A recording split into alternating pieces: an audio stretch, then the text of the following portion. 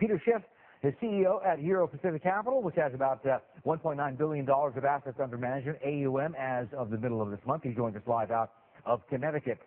Excuse me, Peter, good to see you. The data, claims, looking good.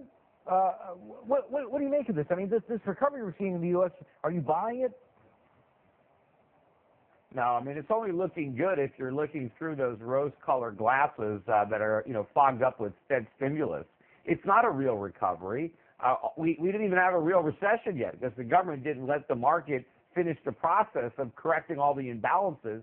Instead, we just augmented those imbalances, and so we're living on borrowed time, literally. As the stimulus fades away, the recession will return with a vengeance. Okay, the thing is, I mean, the Fed's not going to let that happen, are they? And if we're talking about a case of diminishing returns, I mean, just how much more left can the Fed do? Well, all the Fed can do is postpone the pain, but only by exacerbating the pain.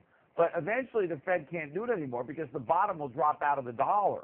The U.S. dollar is going to lose a lot of value, not only against goods, but against other fiat currencies. But the dollar's going to go down. That's going to push prices up higher in the United States, consumer good prices. And eventually the Fed is going to have to turn off the presses in order to save the dollar. And that's when the real fun begins, because that's when this whole bubble economy implodes, because interest rates go way up and we can't service all the debt, so we end up defaulting.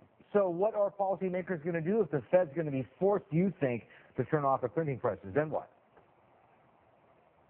Well, we'll find out. I mean, we haven't dealt with a responsible Fed, since Paul Volcker was there in 1980. Hopefully, we'll do the right thing and slash government spending. But who knows? I mean, the chapter hasn't been finished yet, so we'll have to see how it ends. All right. So you think the dollar's in for some real pain? What does that assume about what you see happening to the yen? The yen's going down too. We're stewing in the same brew. Although I think that the problems in the U.S. are worse than the problems in Japan. But Japan's goal is to create inflation, and they're going to succeed. But you have to be careful what you risk for, because you just might get it. I mean, they're already getting it now. Look at McDonald's has just announced that they're raising the price of hamburgers by 25%. Prices hasn't gone up in 5 years. Now they're raising them. I guess if the Japanese get lucky, they'll raise them again. Everybody's going to start raising prices in Japan. The Japanese are going to have to pay more money for everything that they want to buy. That's not going to create economic growth. That's going to make the situation worse. Peter, with these concerns about growth in the U.S. and Japan, where do you put your money? Stock investors don't seem to care that the economic data is all that bad in the U.S., even though we got some bright spots overnight. So where do you put your money in this kind of environment?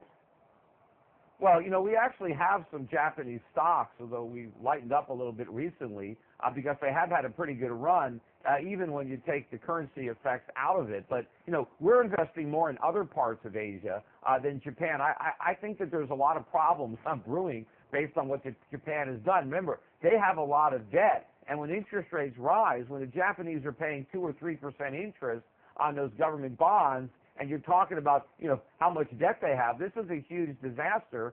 I think that we have a similar problem, only it's even bigger when our interest rates go up. So both the U.S. and Japan, have a serious, date with destiny.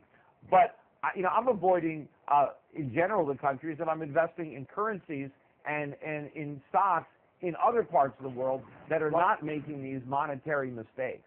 Like where?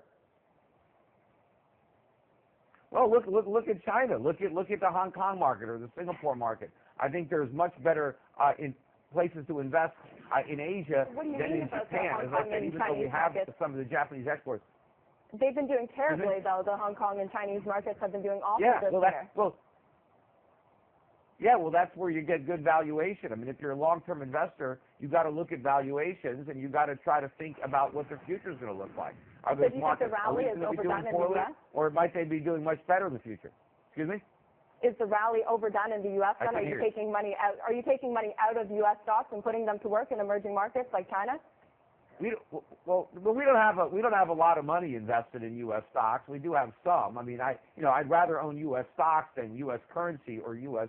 bonds. But I think the rally in the United States, just like the rally in Japan right now, is being driven by the central banks. It's inflation driven. It's money losing value, not necessarily stocks gaining value, but all that money printing is going to have dire consequences economically. So I don't think that the real returns are going to be that great, because a lot of them are going to be, obscured by inflation. And so if you want to make real returns, I think you've got to look abroad. And there's other countries, again, that aren't, doing this monetary madness. And at the end, you get a crisis. I think the United States is headed for an economic crisis that's going to be far greater than what happened in 2008.